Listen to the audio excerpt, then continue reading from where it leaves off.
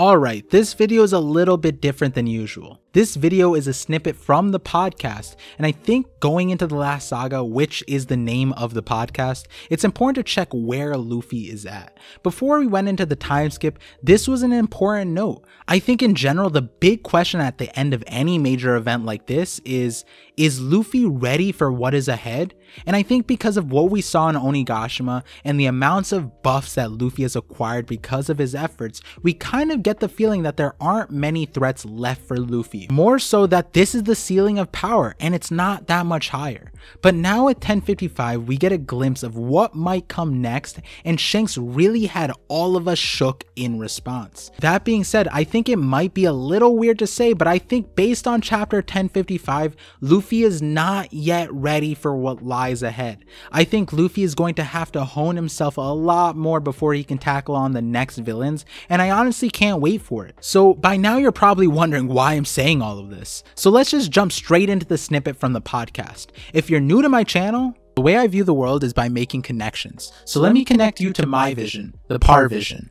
So now we get to the last page of the chapter. We see the party, but then we see Sanji, Luffy, Zoro, and Jinbei here watching the fight the whole time. They're proud of Momo and also impressed by the Conqueror's haki, but they were essentially watching Momo and the Scabbards box with an admiral. And yet again, we get to an understanding that the way the Straw Hats treat admirals, Ryokugus specifically, is so different than ever before. Ever since Aokiji, the fear of an admiral was instilled on them. Then when Kizaru was about to no-diff the entire crew, that was another pain point. Then when Akainu rained down hell on Marineford and killed Ace, while Luffy was powerless, that was another source of PTSD. Each time, Luffy was shown that in the face of an admiral, he was powerless to protect those he cared about every time. Yet here we are at chapter 1055, and Luffy is casually watching an admiral fight his fodder friends and Yamato, and those fodder friends are not letting Yamato participate, so it just shows how comfortable Luffy feels he can be. Is this because they sense Aramaki through observation haki and understand that he isn't much of a threat anymore compared to what an admiral title used to hold to us? Something interesting about the scene that I'm confused about though is where is Kid in this chapter? He should be able to sense Ryokugu too, and maybe he senses Shanks, maybe that's why he's not here. But also Usopp isn't here. Maybe he can't sense the threat outside of Wano. And Law could be here, but he gets a pass since he's flirting with Robin on their history date. But from everything we can grasp is that Luffy has grown exponentially since the time skip to be able to smile like this in the face of an admiral bearing down on his head. But I think Luffy is not as strong as what we might think. We have a new power ceiling given to us from Shanks, and I think we have to ask ourselves, how close to that ceiling is Luffy? And though he has Nika's fruit and now has toppled Kaido with a fist that could arguably destroy an island that was coated in lightning and Rio, I think still Shanks is that far ahead of Luffy. I think Luffy will one day be able to do what Shanks is doing here, but we're not close to that yet.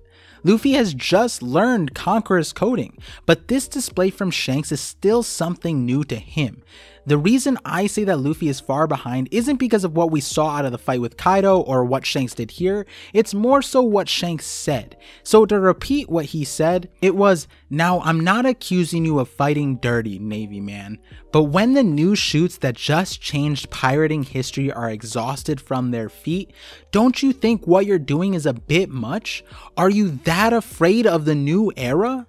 See, in TCB, they translated that part about new shoots as saplings. Both are pretty comparable in meaning. I asked Artur, Library of Ohara, what the Japanese kanji directly translates to, and he informed me that it was directly saying that Luffy is a new green leaf, which I really love that wording. And the conversation and reason I asked is because of a beautiful parallel I saw in chapter 511.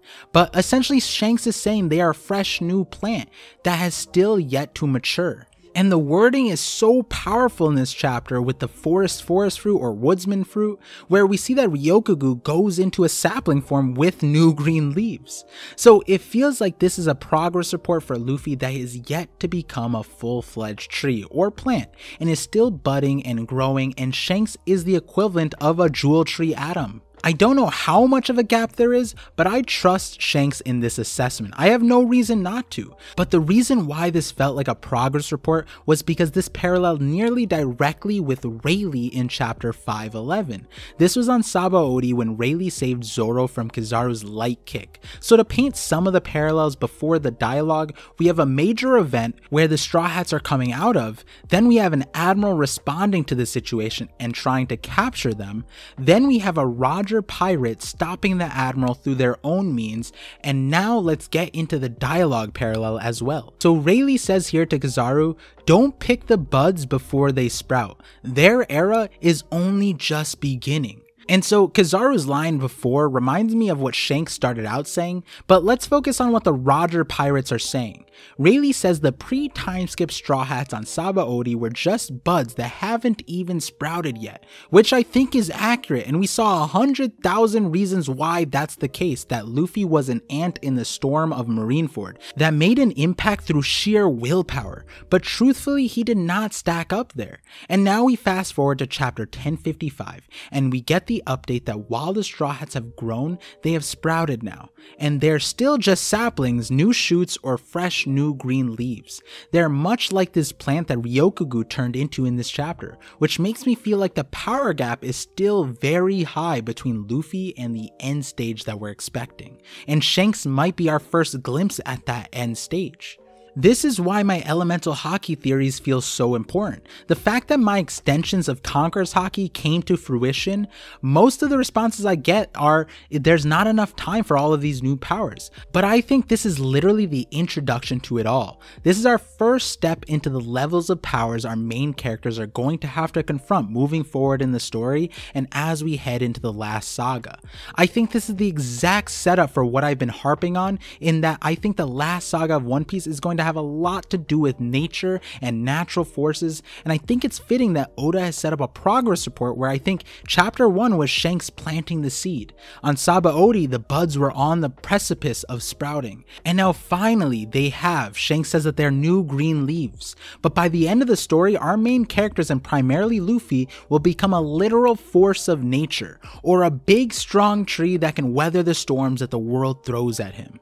I have to say it, chapter 1054 and on has been such incredible setup for this last saga, and I'm so excited to continue to read this story. Chapter 1055 really hit home with my Godfather Shanks theory, and I can't tell you enough how excited I am to share my Void Century theory and hopefully the Pluton theory. If you liked what you heard here today, definitely check out my Last Saga podcast. The full episode is live right now. I'll be doing a chapter analysis and reaction every week and posting them up as podcasts. Usually they'll be up by Fridays, but this past week and the coming week are incredibly busy for me. So thank you for understanding and looking forward to seeing you next time. And so, like always, thank you for connecting with me, and I'm looking forward to connecting with you all on the next Part Vision.